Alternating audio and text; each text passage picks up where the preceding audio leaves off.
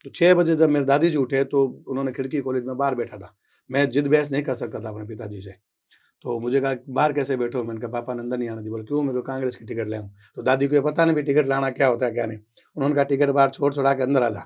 तो फिर पिताजी ने कहा, "पहले हाँ भर कि कांग्रेस से चुनाव नहीं लड़ेगा। अगर टिकट मिलती है बीजेपी से लड़, नहीं तो नहीं लड़ना है चुनाव।" अशोक जी, एक आप पर आरोप ये है कि अच्छा, आरोप भी आपके साथ वाले लोग ही लगाते हैं लगा। कि अशोक प्रजापति की मीडिया में जबरदस्त पकड़ है और किसी के साथ आधा मिनट भी बात करते हैं तो मीडिया में बहुत बड़ी खबर आती है। नहीं, इतना क्या स ये आप मानते हो कि किसी मंत्री से आपकी 30 सेकंड बात होती है और खबर 4 कॉलम में लगती है? और जब वो 1 साल के थे तब मेरे दादाजी स्वर्गवास हो गया। तो अब 1 साल का बेटा और माँ मेरे दादी जी थे 2। फिर दुर्भाग्य से मेरे पिताजी के नाना जी का और स्वर्गवास हो गया। तो अब मेरी दादी भी बेवा हो गई, मेरी दादी की माँ भी बेवा हो गई और सब लोगों की स्थिति खराब। आप समाज के निर्विरोध अध्यक्ष बने। आपके समाज के लोग कुछ आरोप लगाते हैं कि जब आपका चुनाव हुआ, तब आपने बदमाशी से सामने वाले को पर्चा नहीं भरने। तो फिर मेरी मिसेज़ को मैंने पढ़ाया सर 10वीं में, और मैं आपको ये बताऊँ 10वीं भी मेरी मिसेज़ मैंने शादी के बाद की, 11वीं रेगुलर की, 12वीं रेगुलर की और बाद में आगे की पढ़ाई सारी मेरी मिसेज़ ने की। फिर एएनएम, जीएनएम भी किया। एएनएम की और 98 में मेरी मिसेज़ की नौकरी लगी। 95 में मेरी शादी हुई और पढ़ते-पढ़ते ही उसका हो गया। मानने रुक गया। तो फिर उस समय आपने बहुत इंस्पिरेशन किया, आपने मेरे लिए फार्म भी आपने भरा, उसके बाद एग्ज़ाम के लिए कॉलेज में भी आपने बिठाया। तो ये सारा आपकी वो लॉ के लिए मैं खुले मन से कहता हूँ, आपके इस चैनल पे भी आज कह रहा हूँ, लॉ अगर मैंने कंप्लीट की तो उसमें बहुत योगदान आपका है। और मैं तो इससे मैं कहूँगा साहब, ये ओबीसी और जो वर्ग है हमारा, उसमें अगर कोई पितामह के रूप में अगर कोई है, एक कोई छत्र छाया अगर किसी को माने, अगर कोई छाता, बादल, आसमान, ईश्वर की हाथ, अगर कुछ भी जो शब्द जो जिसको अच्छा लगे वो काम में लें, अगर कोई है तो अर्जुन राम जी है। आपको किसी एक नेता का नाम बताना पड़े, जो बीकानेर का हो और जो आपके लिए आदर्श हो।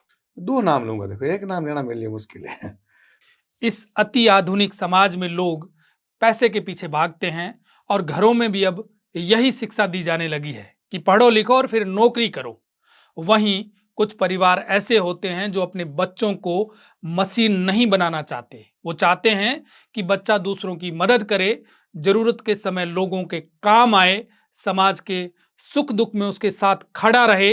हमारे आज के मेहमान ऐसे ही एक परिवार में से आते हैं, जिन्होंने अपनी दादी और पिताजी की दी हुई सीख से समाज में अपनी अलग पहचान बना ली है। आज हमारे साथ चर्चा के लिए उपस्थित है एडवोकेट अशोक प्रजापति। आप समाज सेवी है, भारतीय जनता पार्टी के सक्रिय कार्यकर्ता होने के साथ साथ भारतीय प्रजापति हीरोज ऑर्गेनाइजेशन के प्रदेश अध्यक्ष भी है। तो आप हमारे साथ बने रहे। नमस्कार, मैं Brij Mohan Ramawat, talk with BMR में आपका स्वागत है।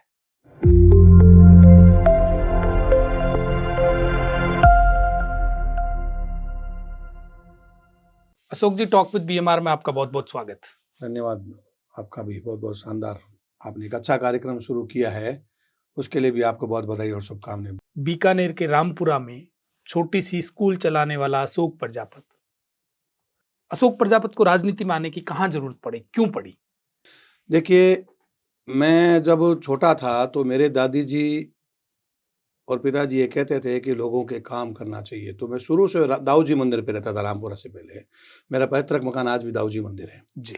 तो जब मैंने 10वीं 12वीं की तो मुझे ऐसा लगा कि मेरे जो क्षेत्र के लोग हैं तो उनको अगर किसी भी बच्चे को दिखाना है, महिला को दिखाना है तो मैं उनको हॉस्पिटल ले जाता था। उसके बाद अगर किसी का जाति प्रमाण पत्र, मूल निवासी प्रमाण पत्र, स्कूल में बच्चों का एडमिशन, तो मुझे ऐसा लगता है मैं गली के लगभग खूब सारे परिवारों में बच्चों के एडमिशन कराने का काम मैं करता था। और हर घर का आदमी मेरे घर आकर के, ये दादी मेरी, चूँकि छोटा ही घर होता है शहर में, तो घर में जैसे एंट्री करते थे दादी के 4 पैर लगी होती तो कहते अशोक है घर पे, दादी कहती हाँ ये काम है, अशोक जा भई ये करवा के आ। तो उससे क्या होता था कि लोगों में एक आस बन गई, तो लोग बाग सारे मोहल्ले के लोग किसी भी जाति धर्म के वो आते थे और काम कहते थे। तो मैं आपको बताऊँ, जो मैंने ग्रेजुएशन की बीएससी, उसके बाद मैंने एमबीए किया, तो मैं चला गया एक कंपनी में बाहर, इलेक्ट्रॉनिक वेइंग स्केल जो बीकानेर, वो सबसे पहले मैं लेके आया। तो यहाँ से फिर मेरा स्थानांतरण हो गया, मैं बाहर चला गया।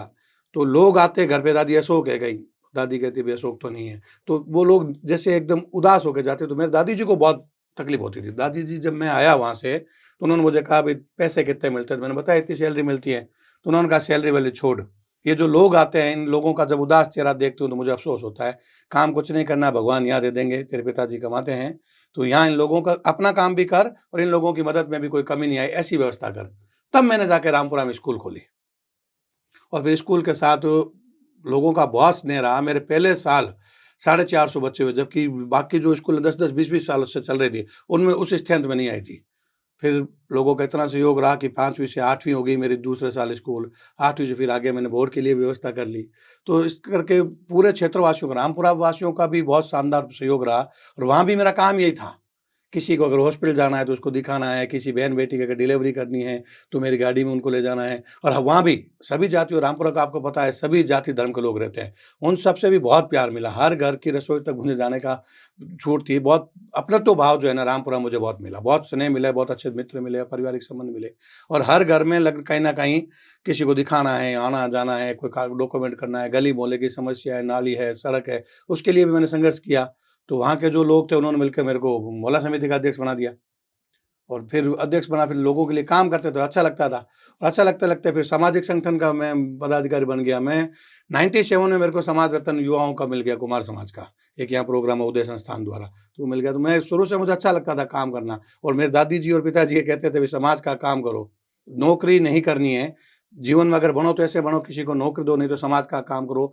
पेट भराई हो जाती है, कभी भी ऐसा अवसर नहीं आएगा आदमी भूखा सोता है, उठता है लेकिन सोता भूखा नहीं है। है ना? तो भगवान आप व्यवस्था अपना आप करेगा और वो हो रही है। मुझे कभी ऐसा नहीं हुआ कि मैं इतना सब कुछ करता हूँ तो मुझे किसी तरह की दिक्कत आई है। बहुत अपार स्नेह प्यार मिला है लोगों का। नहीं तो फिर आपको स्कूल बंद करने की कहाँ आवश्यकता पड़ी? स्कूल बंद करने की इसमें भी क्या था कि मेरे छोटे भाई को मैंने साथ लेके काम शुरू किया। मेरा सबसे छोटा भाई है, उसको साथ लेके काम शुरू किया। तो फिर मुझे ऐसा लगा कि उनको ये लगता है, भई ये तो लोगों की सेवा ही करता है, जाते रहते हैं, तो फिर स्कूल तो मैं ही देख रहा हूँ सारी। आ जाता है मन में एक भाव। तो मुझे जब ऐसा लगा तो मैंने कहा, अभी अब स्कूल आप ही देखिए। फिर उनको लगा छोटे भाई को मेरे कि नहीं, नहीं ये तो गलत हो गया, स्कूल को आपको देखनी पड़ेगी। फिर मैंने कह दिया, अब मुझे तो कोई नहीं, मैं पढ़ा लिखा हूँ, कुछ भी काम कर लूँगा। आप ये काम स्कूल वाला जारी रखो और मैंने उसी दिन पूरी जमी-जमा स्कूल थी, बिल्डिंग थी, सारा सिस्टम था, पूरा सिस्टम छोड़ के मैंने काम बंद कर दिया। मैंने कहा मैं स्कूल नहीं आऊँगा, मैं आपके साथ बैकडोर जो भी मदद करनी है करूँगा, ना तो मैं वहाँ से पैसे लूँगा, ना मैं वहाँ से कोई करूँगा। जो भी है, जितना कुछ बकाया भी है, जो चल रहा है, सारा सेटअप छोटे भाई को देके मैं निकल गया। और फिर मैंने वेट ही कर रहे थे ऐसे जैसे मानो भगवान कोई, तो फिर एक हमारे ठेकेदार जी हैं नारायण जी, उन्होंने टावर में मुझे अपने साथ लिया। मैंने उनको फिर कहा मैं नौकरी नहीं करूँगा, क्योंकि मेरे दादी जी ने, पिताजी ने मना किया नौकरी नहीं करना। मैंने कभी कोई जीवन में एग्ज़ाम नहीं दिया, केवल एक सब इंस्पेक्टर का एग्ज़ाम दिया, उसमें रिटन में भी पास हुआ। फिर आगे इंटरव्यू में हुआ नहीं, तो फिर उसके बाद मैंने कभी नौकरी के लिए कोई प्रयास नहीं किया। अच्छा, तो आपने ठेकेदारी की है? ठेकेदारी के साथ मैंने मोबाइल टावर का काम किया और मैंने इतनी शिद्दत के साथ काम किया, आप सोच नहीं सकते। मैं बीकानेर से भिरानी मोटरसाइकिल पे जाता था, वहाँ से कोटा मोटरसाइकिल पे चला जाता था, कोटा से अजमेर मोटरसाइकिल पे चला जाता था। पूरा राजस्थान मैंने मोटरसाइकिल में नापा हुआ है। मेरे लिए रात के 2 बजे का भी कोई समय की कोई वो डर नहीं था, दिन में 12 बज रही है, गर्मी, सर्दी कुछ नहीं। एक जैकेट डाला, कभी सर्दी लगती तो अखबार आगे लगा लिया और फिर मैं मोटरसाइकिल पे पूरे क्षेत्र में एक साथ मेरी 20-20 साइड चलती थी। नारायण जी के अच्छा। साथ, तो मैं उन सब के लिए करता था। और ठेकेदारी में एक बड़ी चीज़ होती है बरजोन जी, मतलब घर के मेरे पिताजी और माँ दादी जी ने संस्कार थे कि कभी भी लेबर का पैसा नहीं रखना है। तो आज भी मेरे उस समय 100-100 से ज़्यादा लेबर काम करती थी। हर व्यक्ति में मेरे 2 से 5 हज़ार किसी में होंगे दिए हुए। एक भी आदमी ऐसा आपको नहीं मिलेगा पूरे राजस्थान में कि अशोक में मेरे ₹5 बाकी हैं या मैं अशोक में ₹5 माँगता हूँ, ऐसा कोई व्यक्ति नहीं है आपको। तो सक्रिय राजनीति में कब आए आप? सक्रिय राजनीति में वैसे तो मैं 92 में आ गया था। 92 में मैंने भारतीय जनता पार्टी की सदस्यता सक्रिय सदस्य बन गया था, गोपाल जी से गहलोत के सानिध्य में। फिर जब गोपाल जी अध्यक्ष रहे तो मैं उनके साथ बहुत ज़ोरों-शोरों से था। जब कोलायत में उनको टिकट मिली तो मैं ओबीसी की राजनीति करता आया हूँ शुरू से। कॉलेज टाइम में भी मैं ओबीसी के लिए काम करता था, ओबीसी के लिए संघर्ष करता था, एबीवीपी में मैं काम करता था, है ना? फिर उसके बाद जब टिकट की माँग की मैंने 94 में की, 99 में की और ओबीसी में जब मैं आपको एक किस्सा बताता हूँ। कौन सी टिकट, विधानसभा की? नहीं, नहीं, पार्षद की। मैं आपको जी। एक किस्सा बताता हूँ। 99 में ओबीसी का आरक्षण मिला ही था और हमारा जो दाऊजी मंदिर का 54 नंबर वार्ड था वो ओबीसी हो गया। तो उस समय कांग्रेस के कुछ लोग आए रात को वहाँ पर, एक यहाँ पटेल नगर में बिश्नोई साहब हैं, उनके मकान पर प्रद्युमन सिंह जी और ये चंद्रभान जी, बीडी कल्ला जी सारे बैठे थे। एक व्यास जी आए, मेरे को लेके गए रात को 12 बजे का, सुबह का आपको टिकट दे रहे हैं, आपको पार्षद का चुनाव लड़ना है। तो 3-4 घंटे उस दौरान लगे। मैं घर आया तो 5 बज गए। तो जैसे ही मैंने दरवाज़ा बजाया, पिताजी ने दरवाज़ा खोला, बोले कहाँ गए थे? मैंने कहा मैं कल्ला जी लेके गए थे और मुझे टिकट दे रहे हैं, ऐसी बात हुई है। व्यास जी के साथ गया तो उन्होंने कहा अगर कांग्रेस की टिकट लेनी है तो मेरे घर में आने की ज़रूरत नहीं है, दरवाज़ा बंद कर लिया। मेरे पिताजी शुरू से संघनिष्ठ रहे हैं। उन्होंने नौकरी में होते हुए भी मुँह से उन्होंने खुद कभी नहीं बताया, लेकिन जब उनके अंतिम संस्कार के बाद जो संघ के लोग आए, उनकी चिट्ठियाँ ले आई, तब मुझे लगा कि पिताजी उस समय जब आपातकाल था 75 का, तो उस समय भी अपनी सैलरी में से काफ़ी हिस्सा वो उन सब अपने साथियों के लिए करते थे, वो उनके स्वभाव में था। उन्होंने दरवाज़ा बंद कर लिया, तो 6 बजे जब मेरे दादी जी उठे, तो उन्होंने खिड़की खोली, तो मैं बाहर बैठा था। मैं जिद बहस नहीं कर सकता था अपने पिताजी से। तो मुझे कहा, "बाहर कैसे बैठे हो?" मैंने कहा, "पापा ने अंदर नहीं आने दी।" बोले, "क्यों?" मैं, "तो कांग्रेस की टिकट ले आऊँ।" तो दादी को ये पता नहीं भी टिकट लाना क्या होता है, क्या नहीं। उन्होंने कहा, "टिकट बाहर छोड़-छुड़ा के अंदर आ जा।" तो फिर पिताजी ने कहा, "पहले हाँ भर कि कांग्रेस से चुनाव नहीं लड़ेगा। अगर टिकट मिलती है बीजेपी से लड़, नहीं तो नहीं लड़ना है चुनाव।" आपने लगातार टिकट वापस दे दी नहीं, वो या हाँ ही चुनाव भरी थी लड़ा? उस समय, कोई दिया थोड़ी था नहीं, बंधन। नहीं, वो चुनाव हाँ नहीं ही भरी लड़ा। थी। नहीं लड़ा चुनाव। उन्होंने केवल कहा था भी आपको चुनाव लड़ना है, मैंने हाँ भरी थी। तो हाँ भर के फिर उसके बाद टिकट की प्रक्रिया तो नॉमिनेशन के दौरान शुरू होती है। हाँ भर के आया था वो, उसको भी मैंने वापस ना किया। फिर जगदीश माकड़ जी को टिकट मिली, वहाँ से वो चुनाव जीते भी, है ना? तो मैं शुरू से रहा हूँ। 94 का चुनाव जो हुआ, तो उस समय में सरला जोशी जी हमारे पार्षद थे, उनके साथ सहयोग किया। भाव बीजेपी के रहे, लेकिन टिकट उस समय नहीं मिल पाए, कई कारण थे। तो कांग्रेस वाले आगे भी टिकट देते थे, लीडर ठीक है। तो फिर मैंने लिया नहीं। मेरे घर की शुरू से परिस्थितियाँ भी भाजपा के पक्ष में रही। जी। तो फिर बीजेपी अच्छी लग रही थी, गोपाल जी फिर सहयोग मिला, उनके साथ मैंने काम किया। फिर लगातार आगे बढ़ने का अवसर मिला। फिर एक समय आ गया, जब मैं ठेकेदारी और कर रहा था, तो उस दौरान में थोड़ा-सा गैप आ गया मेरा। 2013 में जब मेरे समाज के चुनाव थे, मैं निर्विरोध अध्यक्ष बना। तो फिर उसके बाद सत्यप्रकाश जी आचार्य अध्यक्ष है उस समय भाजपा के बने, और उन्होंने मुझे उपाध्यक्ष बनाया। तब से लेके आज तक मुझे नहीं लगता कि मैं कभी घर बैठा हूँ। 24 घंटे इंटू 7 मैं पार्टी काम के लिए तैयार हूँ। रात को 2 बजे भी अगर कोई मुझे काम कहेगा तो उसके लिए रेडी हूँ।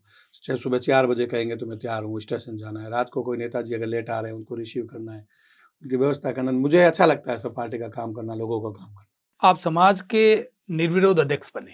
आपके समाज के लोग कुछ आरोप लगाते हैं कि जब आपका चुनाव हुआ, तब आपने बदमाशी से सामने वाले को पर्चा नहीं भरने दिया। बदमाशी मेरा कोई रिकॉर्ड ही नहीं है सर। मेरे जीवन में कभी कोई ऐसा है नहीं कि कभी मुकदमा हुआ है, कोई लड़ाई हुई है, कोई झगड़ा हुआ है। आपके समाज के ही लोग आरोप नहीं, लगा रहे हैं। अब क्या होता है देखो, जब चुनाव कोई हारते हैं, मोदी जी इस देश के नहीं पूरे संसार के सर्वमान्य नेता हैं, और 140 करोड़ लोगों में से कुछ सैकड़ा लोग, 100-200 लोग उनको गाली निकालते हैं, पर लोग उन 200 लोगों को देखते हैं, जो 1 करोड़ के, जो 139 करोड़ से भी जो 40 करोड़ के लोग हैं, 140 करोड़ लोग, वो उनके बारे में कुछ नहीं कहते, केवल तारीफ़ करते हैं, उनके बारे में अच्छा सोचते हैं। अगर बुरा नहीं कहते तो इसका मतलब वो उनको अच्छा समझते हैं। उनकी ओर ध्यान नहीं देकर के अगर हम 200 लोगों की ओर ध्यान देंगे, तो मोदी जी हमको बुरे नज़र आएँगे। लेकिन जब हम पूरे देश दुनिया की तरफ देखेंगे, तो मोदी जी हमको ईश्वर नज़र आएँगे। तो बस पूरे वही है। समाज ने मिलकर के आपको निर्विरोध सर उस अध्यक्ष समय बनाया। शहर के सारे बड़े लोग, मैं नाम नहीं लूँगा यहाँ पर, जितने भी धनाढ्य, जी। 39 पर्चे भरे गए थे, और जब पहला चुनाव था समाज का जिसमें इलेक्शन होना था, तो वोट पड़ने थे, उस दौरान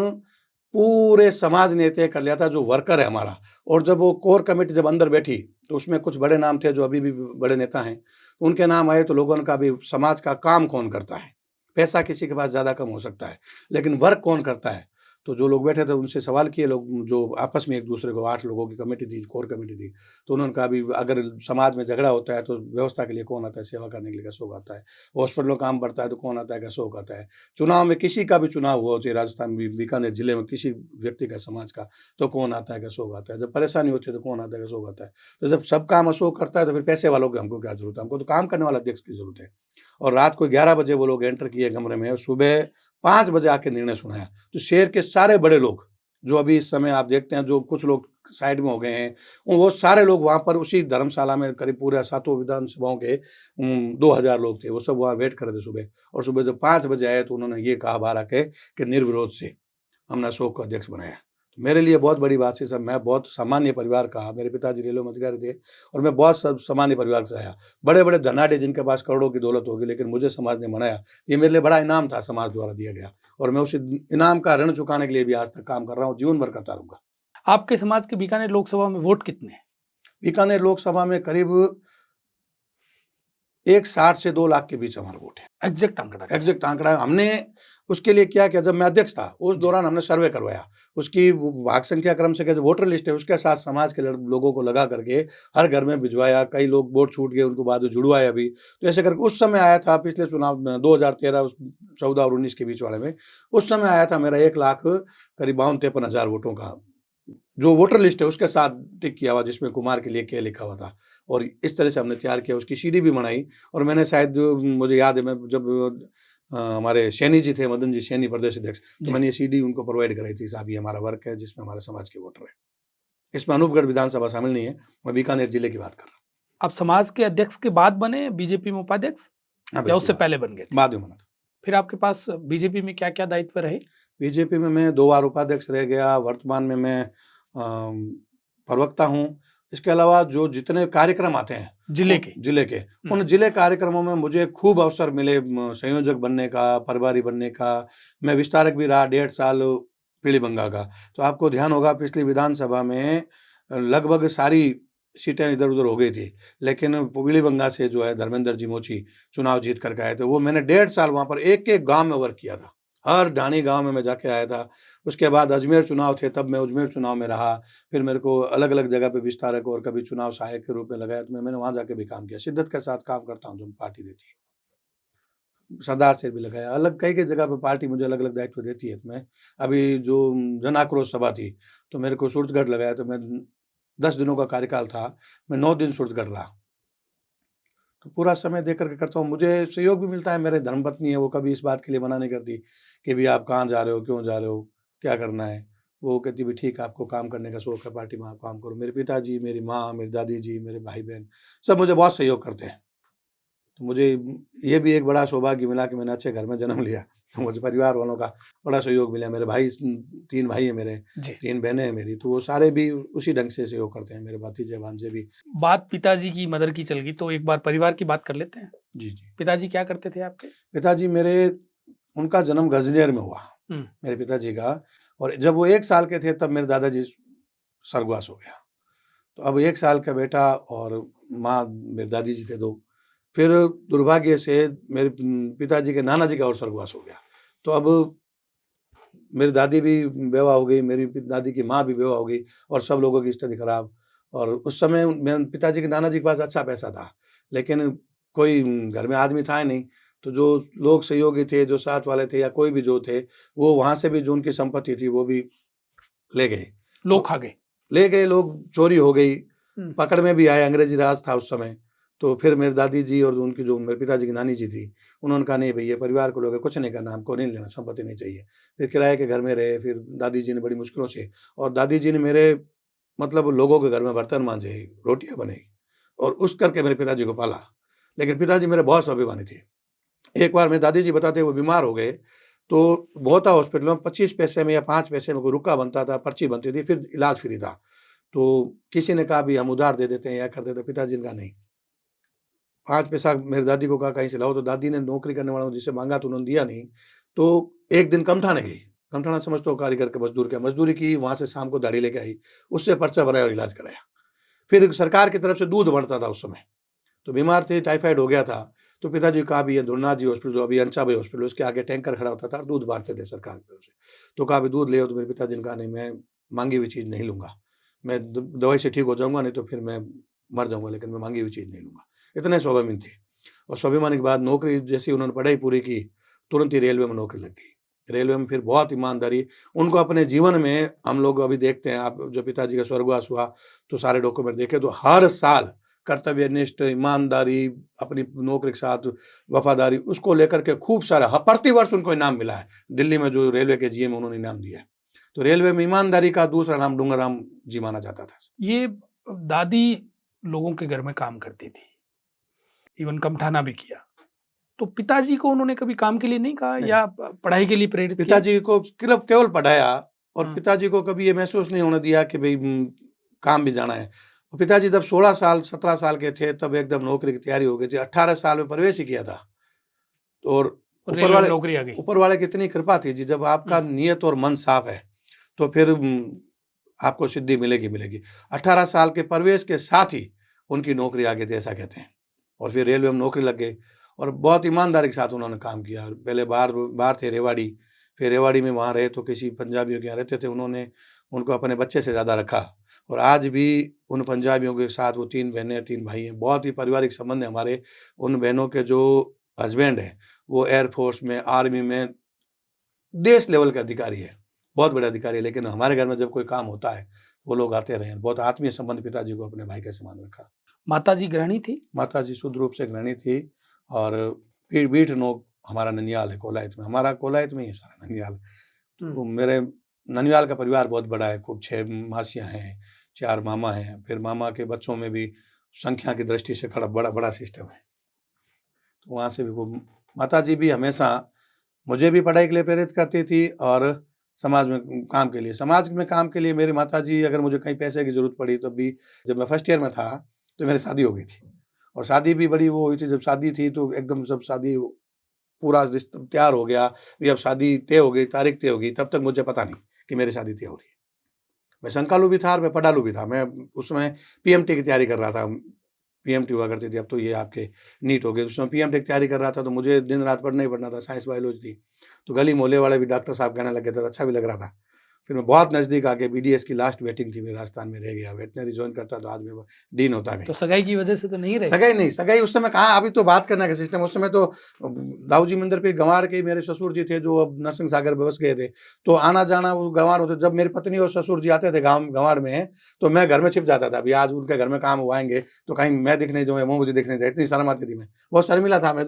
जब बारात गया था तो आप उस समय थोड़े से दूर थे, तो बारात में नहीं आ पाए। मैं उस समय भी बहुत शर्मिला था। मुझे शादी के आज काम से 3 दिन पहले पता चला कि मेरी शादी है। और अच्छा। तो ये था सिस्टम, में बाहर पढ़ता था तो मुझे बताया नहीं किसी ने। फिर कहा पिताजी ने कहा, फिर मैंने मना किया, अभी मैं ऐसे शादी कैसे कर रहा हूँ, मुझे डॉक्टर बनना है। तो फिर दादी जी ने कहा, अभी पिताजी ने हाँ भर दिया, तू ना करेगा क्या? तो अब दादी जी के सामने हिम्मत नहीं थी, फिर पिताजी अगर कहे तो मैं तो गला काटने के लिए तैयार था। अब डॉक्टर छोड़ो, पति बनो पहले। हाँ? फिर पति बनना था, फिर बन गए। और उस समय सौभाग्य, उम्र क्या थी आपकी? उम्र मेरी थी उस समय 20 साल रही होगी, 20-21 साल। तो पत्नी भी पढ़ाई कर रही थी उस समय? हाँ, मेरी पत्नी, हाँ, ये आपने ठीक सवाल किया है। मेरी पत्नी उस समय 10वीं की परीक्षा दे रही थी। फरवरी में हमारी शादी थी, 15 फरवरी की, और मैं उस समय फर्स्ट ईयर की परीक्षा दे रहा था, बीएससी की। तो एडमिशन लिया हुआ था, तैयारी पीएमटी की कर रहा था। तो आगे जून में, जुलाई में, मई जून में एग्ज़ाम होने थे। तो अब एग्ज़ाम हो गए, शादी हो गई। तो मिसेज़ ने कहा, भई मेरी तो 10वीं की परीक्षा है मार्च में। तो मैंने कहा, भई ठीक है, अब शादी हो गई, अब मैं तुझे पढ़ाऊँगा। मेरे ससुर जी मुझे पढ़ाते थे जब मैं 10वीं में था। वो अकाउंटेंट थे, लेकिन उनको पढ़ाने का शौक था। तो हम तीनों साडू जो हैं, वो अपने ससुर जी से बड़े हुए थे। और जिन्होंने उनको पढ़ाया, उन्होंने जिनको पढ़ाया, वो देख लिया अब ये सोना है, तो उन्होंने फिर जवाई बना लिया। तो फिर मेरी मिसेज़ को मैंने पढ़ाया सर 10वीं में। और मैं आपको ये बताऊँ, 10वीं भी मेरी मिसेज़ मैंने शादी के बाद की, 11वीं रेगुलर की, 12वीं रेगुलर की, और बाद में आगे की पढ़ाई सारी मेरी मिसेज़ ने की। फिर एएनएम, जीएनएम भी किया। एएनएम की, और 98 में मेरी मिसेज़ की नौकरी लगी। 95 में मेरी शादी हुई, और पढ़ते-पढ़ते ही उसका हो गया एएनएम, और एएनएम की जॉब लग गई। तो ऊपर वाले का बड़ी मेहरबानी थी कि अशोक को सेवा करनी है, तो घर कैसे चलेगा, ये पहले ऊपर वाले ने सोच लिया था। तो ये व्यवस्था कर दी तो भी, घर चलाने की चिंता नहीं है आपको? चिंता नहीं है। ब बड़ा आदमी सेवा करने से पहले ये सोचता है घर में आटा है कि नहीं है, हाँ। बच्चों के लिए क्या करूँगा, शाम को भोजन कैसे बनेगा? तो वो आपको चिंता नहीं वो है? चिंता नहीं है। हाँ। और मैं आपको बताऊँ, आपको हँसी भी आएगी, मेरी मिसेज़ नर्सिंग ऑफ़िसर है, लेकिन उसको अभी ये नहीं पता है कि उसकी सैलरी कितनी है। अच्छा। उसको ये नहीं पता उसके अकाउंट नंबर क्या है, उनको ये नहीं पता है कि उनका एटीएम कार्ड का पिन कोड क्या है। वो आपके पास ही रहता है? वो रहता घर में ही है, लेकिन उनको कभी ज़रूरत ही नहीं पड़ी इस चीज़ की कि पैसे निकालने हैं क्या, पैसे कितने निकालना है, क्या उस कोई इस चीज़ का फ़िक्र नहीं, कोई वो नहीं, कभी इसके लिए नहीं कहा उन्होंने मेरे को जीवन में आज तक, मेरे 25 साल से 28 साल हो गए शादी को, उन्होंने ये नहीं कहा कि साहब मैं कमाती हूँ। कभी नहीं कहा, मुझे एक दिन ये सुनने को नहीं मिला कि मैं भी नौकरी करती हूँ, कभी नहीं कहा। मतलब जब मेरे पिताजी कभी हॉस्पिटल चले जाते थे मान लो, तो वो खड़े होके घूँघट निकाल लेते थे। उस समय लोग हँसते थे, क्या नौकरी करती है फिर घूँघट निकाल लेती है। तो मेरी मिसेज़ वो हँसी सुन के भी जवाब नहीं देती। फिर धीरे-धीरे जब लोगों को इस बात का लगा कि यार ये नौकरी करने वाली जो नर्सिंग स्टाफ है, आप जानते हो नर्सों में तो साड़ी-वाड़ी का सिस्टम है नहीं, सूट-वूट पहनते हैं, जी। तो घूँघट निकालती है। फिर एक सिस्टम चल गया, तो लोग कहने लग गए कि यार उनको देखो, वो नौकरी करती है फिर भी घूँघट निकालती है। नज़ीर बन गई नज़ीर बन गई। फिर डिपार्टमेंट गाँव में। में, जब मेरे गाँव में मेरी मिसेज़ की पोस्टिंग रही अजनेर में, तो उस समय भी ये हालत थी, वो बस से उतरती, घूँघट निकाल के जाती, तो लोग हँसते थे, अभी ये क्या नर्स है। लेकिन फिर बाद में लोगों को लगा यार नौकरी करके भी कोई आदमी जो संस्कृति, संस्कार, जो हमारी जो व्यवस्था है इस सिस्टम की, घूँघट निकालना, बड़ों का सम्मान करना, उसको उसने कभी नहीं छोड़ा। तो मुझे इस मामले में भी बड़ा गर्व है कि मेरी पत्नी बहुत सीधी-सादी है और मेरे बच्चे भी ठीक उसी के अनुरूप चलते हैं। एजुकेशन के बारे में बताओ साहब जी। एजुकेशन सर देखो, शुरू में गवर्नमेंट स्कूल में पढ़ा, तेलीवाड़ा में 8वीं तक, फिर सादुल स्कूल में पढ़ा 12वीं। 12th तक आपकी स्कूलिंग सरकारी स्कूल। सरकारी स्कूल में हुई? मेरे भाई वगैरह सारे प्राइवेट में पढ़ते थे, लेकिन मैं सरकारी में पढ़ता था शुरू से।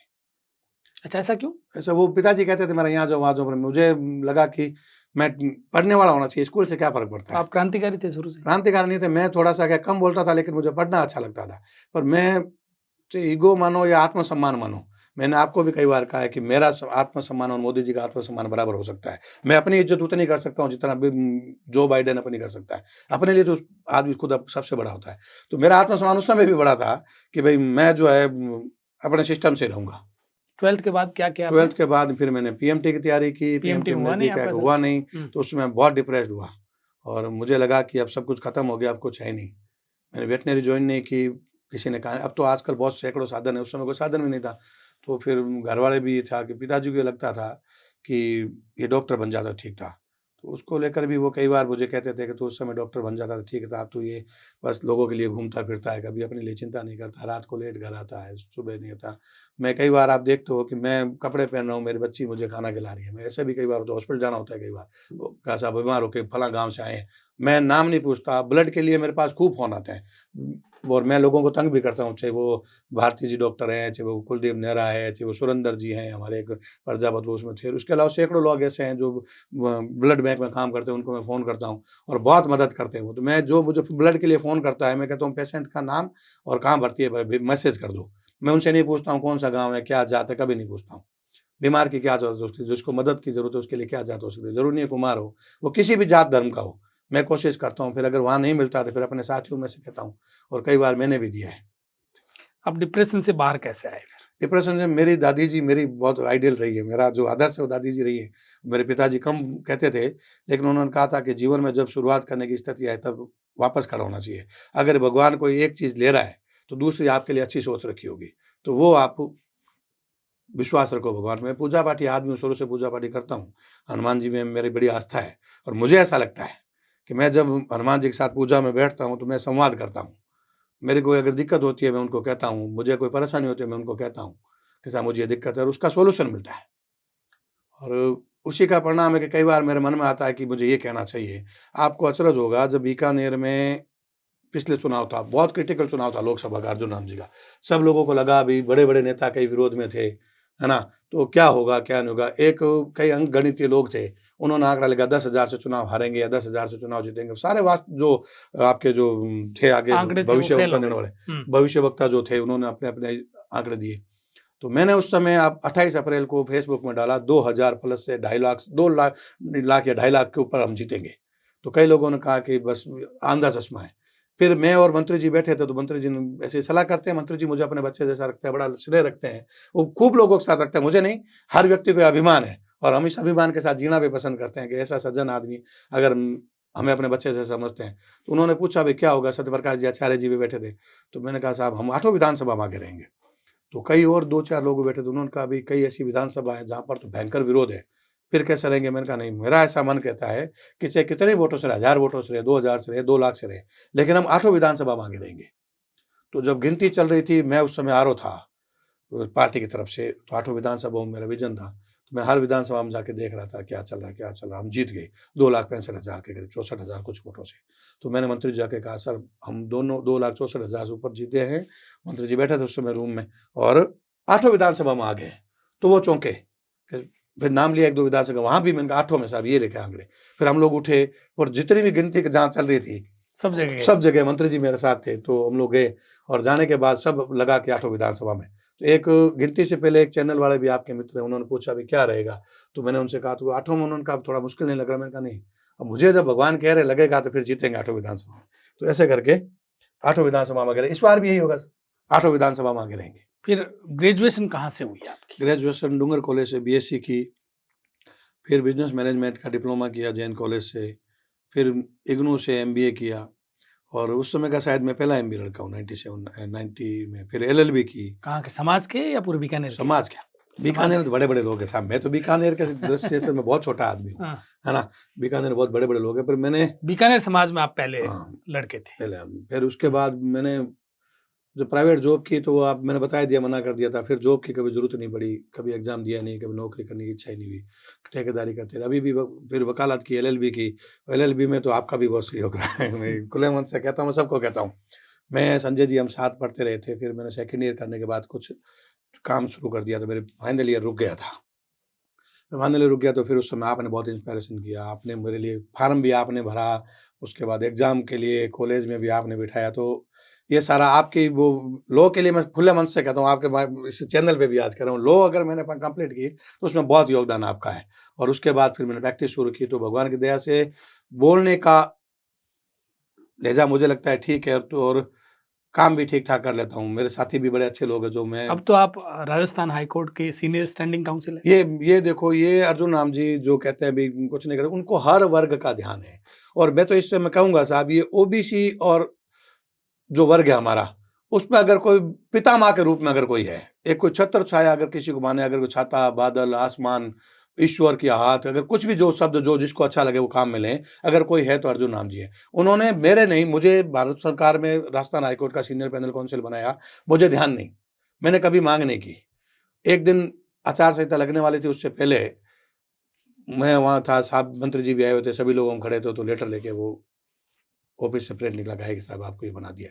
मैंने कहा साहब मुझे, बोले ज़रूरत थी, आपको बनना ही चाहिए था, आप काम करते हो जिस हिसाब से, कुछ होना चाहिए था। उसके अलावा उन्होंने खूब पहले अशोक भाटी जी को बनाया, बीकानेर के स्थायी अधिवक्ता बनाया, फिर अभी निमेश सुथार जी को बनाया, उसके अलावा मारू जी को बनाया, ओबीसी की बात कर रहे हो ओबीसी की, आप। एससी एसटी को, सामान्य वर्ग को।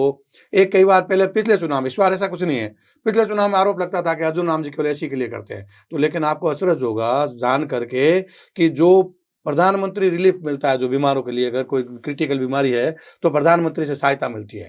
उस सहायता की हमने जब लिस्ट देखी तो उसमें जो 400 लोगों, करीब 390 लोगों के नाम थे, जहाँ पर प्रधान बीकानेर के, जिनको अर्जुन राम जी ने चिकित्सीय व्यवस्था में प्रधानमंत्री से सहयोग करवाया था। और उस सहयोग में मात्र 10 से 12 लोग एससी वर्ग के थे, बाकी उसमें सभी सामान्य वर्ग के, ब्राह्मण थे, राजपूत थे, बनिए थे, ओबीसी के थे, एससी के थे, और जाट, बिश्नोई, मुसलमान, हर वर्ग के लोग उसमें थे, पंजाबी थे। सभी वर्गों को देखते मेरे हिसाब से किसी बीमारी में किसी जात का वो विश्लेषण नहीं करते। मंत्री जी के लिए बीमार है, इसका मतलब बीमार है, उसका इलाज कराना है, उसकी उनकी प्राथमिकता है। तो उस समय जब लोगों के सामने आंकड़े रखे, तब कई जो सज्जन थे उनकी आंखें भी खुली, उनको लगा। और दूसरे में क्या है कि हर व्यक्ति जब कोई समाज का कुछ बनता है ना, तो उस समाज को एक आशा तो बनती है कि हमारा बन गया। और अगर सब वर्ग को करते हुए अगर अपने ही समाज के 4 लोगों का काम करते हैं, तो कोई 100 में से अगर 10 अपने करें, 90 दूसरों को करें, कोई अपराध भी नहीं है। और एक आशा तो होती है, ओबीसी का अगर कोई बनेगा तो उसी ओबीसी तरफ झुकाव रहता ही है। अभी जो सामाजिक सम्मेलन हो रहे हैं, तो अपने-अपने मंत्रियों को बुलाते हैं, तो समाज तो कहीं न कहीं अपेक्षा रखता है जी, है ना? उस अपेक्षा का फ़र्क है, लेकिन इनके दिमाग में, मैंने जो इनको महसूस किया है, कभी भी किसी वर्ग के लिए कोई द्वेष नहीं है। चुनाव जीतने के बाद उनके लिए कांग्रेस वाला भी वैसा ही है, बीजेपी वाले वैसे, वो ये कहते हैं, मैंने उनको कई बार सुना है कि कांग्रेस वालों का, बीजेपी वालों का और दूसरे पार्टियों का, सांसद तो मैं ही हूँ ना, तो जो सांसदीय रूपी काम है वो मुझे ही करने हैं। मैं 20 लाख वोटों का सांसद हूँ और ये 20 लाख के 20 लाख लोग मेरे हैं। इसके अलावा जो वोटर नहीं है वो सारी जनता मेरा परिवार है। अब तो मोदी जी का परिवार हो गया, तो फिर अर्जुन राम जी का बीकानेर परिवार हो गया। ये भी है सर। तो हमारा सौभाग्य है सर, ऐसे सांसद हमको मिले हैं। हम इस बात को मानते हैं कि अगर हाईकोर्ट में बीकानेर के लोग जाने लगे हैं नियुक्ति के साथ, तो ये अर्जुन राम जी की देन है जी। दूसरा कौन व्यक्ति है जो आज तक किसी ने परवाह की हो? आज तक कोई बता दे पहले से, कोई किसी ने किया हो तो? जो लोग कोई गए हैं, तो उनका पृष्ठभूमि अलग रही है, वो उस पृष्ठभूमि से गए हैं। कुछ लोग बड़े नाम पे गए हैं, लेकिन उनकी पृष्ठभूमि अलग रही है जी। एक साधारण लोगों को, हम जैसे लोगों को, चाहे अशोक भाटी हो, चाहे नीमा सुतार हो, चाहे नितिन मारू हो, चाहे जो भी, उनको कौन आगे जाने देगा? इसके अलावा जो बहुत सारे ऐसे महिलाएँ हैं, जो गरीब परिवार से आती है, उसमें हमनन भी है। और अभी जो आपने देखा, जो ये नोटेरी जो बने हैं, हिंदुस्तान में पहली बार ऐसा हुआ कि किसी एक स्टेट के 4,500 नोटेरी बने हों। उन्होंने ये नहीं परवाह की ये कांग्रेस का है, ये बीजेपी का है, ये दूसरी पार्टी का है। उन्होंने ये नहीं सोचा ये हिंदू है, ये मुसलमान है। उन्होंने ये नहीं सोचा ये स्वर्ण है, ये एससी, एसटी, ओबीसी है। उन्होंने केवल इतना सोचा ये वकील है और मैं वकीलों का मंत्री हूँ, मैं कानून मंत्री हूँ, मेरा काम है। और जितना मैं राजस्थान में दे सकूँ, पूरी दुनिया का सोच करते हैं, पूरे भारत का सोच करते हैं वो, है ना? वासुदेव कुटुंबकम की विचारधारा के व्यक्ति है, सबके लिए करते हैं। लेकिन अपने परिवार, जो राजस्थान परिवार है, जो बीकानेर संसदीय परिवार है उनका, उसके लिए भी उन्होंने खूब दिव्य सौगातें दी है। और अभी जो सीजेआई का कार्यक्रम था, मेरे हिसाब से 75 साल से ज़्यादा देश को आज़ादी हो गई है। एक सीजेआई रैंक के अधिकारी कभी बीकानेर नहीं आए, और हम जैसे लोगों को उनकी ज़िम्मेदारी मिलना और उनके कार्यक्रम को संयोजन में सहयोग करने का जो अवसर मिला, तो वो मैं समझता हूँ मेरे लिए दिव्य पल था कि उन्होंने इतना शानदार अवसर दिया। और बीकानेर के लिए भी वो स्वर्णिम अवसर था जब सीजेआई साहब ने घोषणा की कि बीकानेर का वकील अब यहाँ से वर्चुअल हाई कोर्ट में पैरवी करेगा। ये बीकानेर की जो एक बड़ी मांग थी, वर्षों से चली आ रही थी, उसमें कहीं न कहीं हाई कोर्ट की जो मांग थी, उसमें एक शुरुआती कदम रखा है, ये अर्जुन नामजे की देन है। आपको किसी एक नेता का नाम बताना पड़े जो बीकानेर का हो और जो आपके लिए आदर्श हो। 2 नाम लूँगा, देखो, एक नाम लेना मेरे लिए मुश्किल है। मतलब मैं तो कहता ही हूँ सर, मैं मुझको भी कहता हूँ, साफ जी कहता हूँ, वे मेरे लिए पिता तुल्य है अर्जुन राम जी और गुरु पिता तुल्य सत्यप्रकाश जी। इनके छत्र छाया मुझे इस तरह से मिली है सर, मैं ऐसा तो नहीं है कि मैं गलती नहीं करता हूँ। मनुष्य हूँ, मनुष्य में गलती करना, गलती होना एक मतलब प्राकृतिक सिद्धांत है। मैं कमियाँ भी करता हूँ, मैं गलती भी करता हूँ, तो ये लोग मुझे बहुत प्यार से समझाते हैं और अगर मुझ में कोई कमी है तो उसके लिए मुझे डाँटते भी हैं और उसको सुधार करके मुझे आगे बढ़ाने का प्रयास करते हैं। उनके भाव रहते हैं, अभी अशोक जितना कर रहा है उसका उतना नहीं मिले, लेकिन उसको कहीं न कहीं आगे बढ़ाने का प्रयास मिले। मुझे खूब सारे लोग ऐसे भी हैं जो मेरे लिए अच्छा सोचते हैं और कई ऐसे भी हैं जिनको मैं अकड़ता हूँ, पर मैं उनसे कभी दुखी नहीं होता। मुझे ऐसा लगता है कि मुझ जैसे साधारण परिवार के आदमी में जो एक रेलवे छोटे अधिकारी का बेटा है, खूब 7 बहन-भाइयों का बीच का 7, 3 मेरे से छोटे, 3 मेरे से बड़े और एक कुम्हारों में भी बहुत कम गोत्र है बोबरवाल, उसका मैं व्यक्ति हूँ सर। मेरे पास ना तो पैसा है, ना कोई पावर है, ना पीछे मेरा राजनीतिक बैकग्राउंड है, कुछ नहीं। है ना? उसके बावजूद भी मुझे खूब अवसर मिल रहे हैं, बड़े-बड़े मंचों को शेयर करने का अवसर मिल रहे हैं, मंचों पे पार्टिसिपेट करने का अवसर मिल रहा है, मंचों को संचालन करने का अवसर मिल रहा है, बड़े लोगों से मिलने का अवसर मिल रहा है। मोदी जी से मैं 3-4 बार अर्जुन राम जी की मेहरबानी से मिला, मैं अमित शाह जी से कई बार मिला और हर कार्यक्रम में मुझे कहीं न कहीं माननीय मंत्री जी की ओर से, सत्यप्रकाश जी, बाकी पूरी बीजेपी की टीम मेरे साथ मुझे बहुत प्यार करती है। लेकिन इन लोगों का ये मेरे पिता तुल्य है, तो इन दोनों का नाम मैं एक साथ लूँगा। नो डाउट मंत्री जी मेरे लिए बड़े हैं, ये मैं ये नहीं कर सकता कि कौन बड़े हैं, कौन छोटे हैं। पर ये मेरे लिए भाजपा के छत्रप हैं बीकानेर में, जो मुझे पनपाते हैं या मेरे जैसा पौधा जो बीज से अगर छोटा-सा पौधा बन पाया, झाड़ी बन पाया, तो इनकी वजह से है। अशोक जी, एक आप पर आरोप ये है कि अच्छा, आरोप भी आपके साथ वाले लोग ही लगाते हैं लगा? कि अशोक प्रजापति की मीडिया में जबरदस्त पकड़ है और किसी के साथ आधा मिनट भी बात करते हैं तो मीडिया में बहुत बड़ी खबर आती है। मेरे मित्र तो आप हैं। ठीक, मीडिया में पकड़ क्या हो सकती है? मीडिया वाला किसी के पकड़ में आता है क्या? ये बताओ पहले। आप तो इस क्षेत्र के लोग, मीडिया में पकड़ जैसा कुछ नहीं होता, मीडिया में प्यार होता है, अपनत्व भाव होता है ना? और मैं इस बात के लिए तो अगर ऐसा कोई कहता है ना तो वो आरोप है, लेकिन मैं इस आरोप को बहुत सहर्ष स्वीकार करता हूँ। इस आरोप के साथ बहुत खुश हूँ कि मुझे नहीं, इतना क्या स ये आप मानते हो कि किसी मंत्री से आपकी 30 सेकंड बात होती है और खबर 4 कॉलम में लगती है? इस बात से आप नहीं, सहमत हो? ऐसा नहीं है। अरे है ही नहीं जी, मीडिया वाला किसी मैंने पहले कहा ना, मीडिया वाला अपनी मर्ज़ी से छापता है। हाँ, ये बात अलग है कि अगर मैं सारगर्भित बात कर रहा हूँ और उसको अगर छापते हैं तो वो एक सामान्य प्रक्रिया है। मुझे कोई एक्स्ट्रा वेट देते हैं, मैं मुझ में ऐसा क्या है? मैंने आपको फिर कहा, ना मेरे पास पावर है, ना मेरे पास पैसा है। मैंने आज तक कभी विज्ञापन नहीं दिया। है ना? और मेरे से जितने भी आप लोग जो मीडिया के लोग हैं, मेरे से कभी किसी ने विज्ञापन नहीं माँगा। उनको पता है भी ये तो पकड़ आदमी है भई, इसके पास कोई कमाई का वैसा साधन है नहीं। झोली लेके आया है। जोड़ी लेके आया मैं तो मोदी जी वाला। तो मेरा उनका उन सब मीडिया बंधुओं का मेरे प्रति स्नेह है और बहुत अपार स्नेह है और मैं इस आरोप के साथ बहुत खुश हूँ। आरोप मुझे पे लगता रहे और मुझे बड़ी खुशी है कि इतने बड़े मीडिया घराने के लोग मुझ पे अपना प्रेम रखते हैं। मुझे कुछ छोटा भाई समझते हैं, कुछ बड़ा भाई समझते हैं, तो मुझे अच्छा लगता है। क्या अशोक प्रजापति आज जिस ओहदे पर है संतुष्ट है? मैं तो हमेशा संतुष्ट रहता हूँ। देखो, जीवन में उतार-चढ़ाव एक सामान्य प्रवृत्ति है। मुझे सिखाया गया है शुरू से कि अगर कुछ ये नहीं बने तो ये बन जाएँगे, तो जीवन में भगवान अच्छे के लिए सोचता है। मैं तो खुद रूप भगवान से विश्वास करने वाला आदमी हूँ। रोज़ आप देखते हो मैं तो पूजा-पाठी का आदमी हूँ, पूजा करके ही पानी पीता हूँ। बिना पूजा-पाठ किए मैं पानी भी नहीं पीता हूँ। यद्यपि कई लोग कहते हैं मुझे, तो मैं ये कहता हूँ, सर मैं तो कुम्हार घर में जन्म लिया है ना? तो बड़े परिवार में पैदा होते ही जिस रूप में जितना उनके पास जो क्या कहते हैं अध्यात्मक ज्ञान और जो पुण्य होना चाहिए, हम सारी उम्र सेवा पूजा करके भी उतना पुण्य नहीं प्राप्त कर सकते हैं। तो हमें ये सब पूजा पाठ के लिए बुढ़ापे का इंतज़ार क्यों करें? और मुझे अच्छा लगता है सुबह-सुबह भगवान से सारी गलतियाँ-वलतियाँ कर लेते हैं, बातचीत कर लेते हैं, तो दिन भर में फिर जो होता है उसको शाम को रियलाइज़ कर लेते हैं, भई आज ये गलती हो गई, तो ठीक-ठाक लगता है मामला। तो ओहदा तो एक दायित्व है, कभी बड़ा मिलेगा, कभी छोटा मिलेगा, कभी मिलेगा और कभी नहीं मिलेगा। जब नहीं था तब भी काम करते थे, जब उपाध्यक्ष जैसा बड़ा पद मिला, 2 बार दिया, अखिलेश प्रताप सिंह जी के साथ भी मैं उपाध्यक्ष रहा, सत्यप्रकाश जी आचार्य के साथ से पहली बार उपाध्यक्ष रहा। उसके अलावा गोपाल जी के साथ भी मैंने काम किया, शशि जी के साथ भी मैंने काम किया। तो काम करने के लिए मुझे कोई दिक्कत नहीं है। हाँ, कई बार होता है, देखो कई लोगों को मैं खलता ज़रूर हूँ और वो भले ही उनको लगे, पर मैं किसी भी व्यक्ति के लिए कभी बुरा नहीं सोचता। कभी मेरे मन में ये नहीं आता कि इस फला आदमी की वजह से मुझे तकलीफ होती है, उनका ये नुकसान हो जाए। हर आदमी अपना कर्म करता है, हर आदमी को उसके कर्म अनुसार फल मिलता है। अगर मेरे सद्कर्म होंगे तो मुझे और आगे अवसर मिलेगा। मैं सोच नहीं सकता था ब्रजमोहन जी कि मुझे मेरा कुम्हार समाज प्रदेश अध्यक्ष बनाएगा। हिंदुस्तान की सबसे बड़ी संस्था है भारतीय प्रजापति हीरोज ऑर्गेनाइजेशन, जिसके पूरे देश में, हर जिले में, हर गांव में, हर तहसील में पदाधिकारी कार्यकर्ता है, आप उस सदस्य संगठन हैं। के प्रदेश अध्यक्ष? मैं उस संगठन का प्रदेश संयोजक रहा 3 साल और अभी पिछले 2 सालों से प्रदेश अध्यक्ष हूँ। और समाज में जहाँ भी जाते हैं, किसी भी क्षेत्र में, ये ऐसा संगठन है जो हमेशा मंचों से दूर रहता है। लेकिन आप कहीं भी, आप किसी भी गाँव में आप खड़े हो, आपकी गाड़ी पंचर होगी, रात का समय, आपके पास साधन नहीं है, तो बीपीएचओ का कार्यकर्ता आपके साधन उपलब्ध कराएगा। अगर कोई बच्चा किसी भी क्षेत्र, देश के किसी भी कोने में पेपर देने जा रहा है और उसको वहाँ कोई कष्ट है, परेशानी है या उसको रहने की समस्या है, बीपीएचओ का आदमी उसको अटेंड करेगा। किसी के साथ किसी भी क्षेत्र में दुर्घटना हो गई, तो बीपीएचओ का आदमी जाकर के वहाँ पर व्यवस्था करेगा। मैं ये नहीं कहता हूँ सारे संपर्क मेरे हैं। मैं अपने जो सीनियर लोग हैं, सत्यनारायण जी हैं, सतीश उराव जी हैं, गुजरात में संजय भाई हैं, मुकेश जी हैं, उनके मुकेश जी वगैरह के संबंध भी अमित शाह जी वगैरह से अच्छे हैं। ऐसे खूब सारे लोग हैं जो कहीं न कहीं व्यवस्था कराते हैं। केवल कुम्हार के लिए नहीं, अगर दूसरी कास्ट का भी व्यक्ति है, बीकानेर का या मेरे जानकार है, किसी क्षेत्र में उनको कोई परेशानी है, तो वहाँ अगर कहते हैं तो संगठन के लोग जाते हैं।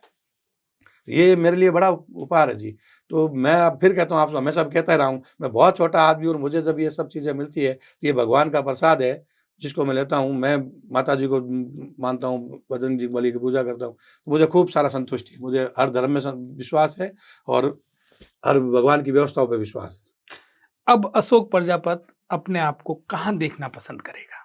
देखो, मैं एक्टिव पॉलिटिक्स करना चाहता हूँ। मैंने कहा भी है कि वकालत में एक रोजी-रोटी के लिए हर काम करना है, लेकिन मैं पॉलिटिक्स में जाऊँगा। चाहे जीवन में अगर मुझे अवसर मिला, तो मैं विधानसभा का चुनाव भी लड़ूँगा और अगर अवसर मिला, कभी कोई ऊपर वाले की मेहरबानी हुई तो उससे ऊपर का चुनाव भी लड़ूँगा। और हर आदमी की इच्छा होती है, मेरी भी है, कि मैं समाज सेवा करते हुए राजनीति में भी आगे बढ़ूँ। राजनीति समाज सेवा का बड़ा प्लेटफ़ॉर्म है। स्वभाव मेरा यही रहने वाला है, मैं हर व्यक्ति के लिए वैसे ही रहूँगा, लेकिन आगे बढ़ाने का काम मैं कहीं में रुकने वाला नहीं हूँ। टाँग खिंचाई होती रही, होती भी है, मैं उससे डरता भी नहीं हूँ। कई बार धमकियाँ मिलती है, अभी भी कुछ मिल रही है कि ये हो जाएगा, वो हो जाएगा, मार देंगे, काट देंगे। तो मैं सोचता क्यों, हूँ अभी क्यों मिल रही धमकी आपको? मिलती है, कुछ काम ऐसे हो जाते हैं कि राजनीति में करना पड़ता है। अभी मैंने कुछ प्रेस कॉन्फ्रेंस की थी, उसको लेकर भी कुछ लोगों ने आकर के घर के आगे राउंड लगाए, ये क्या, वो क्या। जो पर्चा खारिज करने वाली? हाँ, तो ये पार्टी का काम है जी। मैं कोई अपने इंडिविजुअल किसी व्यक्ति से मेरा कोई बैर नहीं है। लेकिन अगर कुछ हो रहा है, पार्टी मुझे दायित्व दे रही है, पार्टी मुझे ज़िम्मेदार दे रही है, मैं प्रवक्ता हूँ पार्टी का, तो मेरा फर्ज़ बनता है, मैं वकील भी हूँ। मैं लीगल का काम भी देखता हूँ पार्टी का। जी। लीगल सेल का भी मैं संयोजक हूँ, साथी हूँ, मेरे साथ चतुर्भुज जी भी हैं और भी साथी हैं।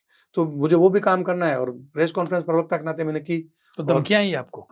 खूब लोग कहते हैं, कई लोग प्यार से धमकाते हैं, घर परिवार भी देखा करो यार, ऐसे क्या करते हो? कई लोग घर के आगे राउंड लगाते हैं, एक ब्लैक गाड़ी मेरे एकदम कार से निकाल के ले गए साइड में से, तो ऐसा लगे भी थोड़ा जाए, फिर बाहर देख कर के ऐसे डंडा हिलाया। ये सब करते हैं, मुझे इससे फ़र्क नहीं पड़ने वाला। कई ये कहते हैं चुनाव के बाद ये कर देंगे, वो कर देंगे। ऐसे मित्र हैं। कई लोग जो परिवार के लोग हैं, उनको कहीं न कहीं कहते हैं कि यार ठीक नहीं किया, कुछ नुकसान हो जाएगा। तो मेरे भाई-बंधु भी कई बार कहते हैं, छोटा भाई है, बड़े भाई हैं, कहते हैं थोड़ा ध्यान रखा करो। मैंने कहा ध्यान तो ईश्वर रखेगा, जिसकी दुर्घटना में अगर मौत होनी है तो वो होगी। बड़े-बड़े नेता, राजनेता, बड़े संत, गरीब व्यक्ति, अमीर व्यक्ति, दुर्घटना में हुई है तो हुई है। हवाई जहाज में होते हुए भी दुर्घटना हो जाती है, पैदल चलते हुए भी हो जाती है। अगर गोत लिखी है तो टलेगी नहीं। तो आपने इसकी कहीं शिकायत करी? कोई नहीं, कुछ एफआईआर, नहीं करना मुकदमा जी। दर्ज मेरा कराया? किसी पे कोई आरोप ही नहीं। मेरा किसी व्यक्ति से कोई शिकायत नहीं है हुँ। और ना मैं मैंने अपने जीवन में आज तक मैंने किसी के खिलाफ एफआईआर नहीं कराई। अशोक जी, आप हमारे स्टूडियो पधारे, आपने खूब सारी बातें हमारे साथ की। आपका बहुत-बहुत आभार। आभार तो आपका कि मुझे, मतलब ऐसे पहलू थे बचपन से लेके अब तक के, जिनको कई बार क्या कभी याद करने का, कभी उसको रिवाइज़ करने का अवसर नहीं मिला। आज आपने क्या है, पूरा का पूरा सिस्टम एकदम अपडेट कर दिया है। तो कई चीज़ें मैं भूल भी चुका था, उसको भी आपने एकदम याद करके कर दिया। तो आभार तो आपका बहुत-बहुत धन्यवाद।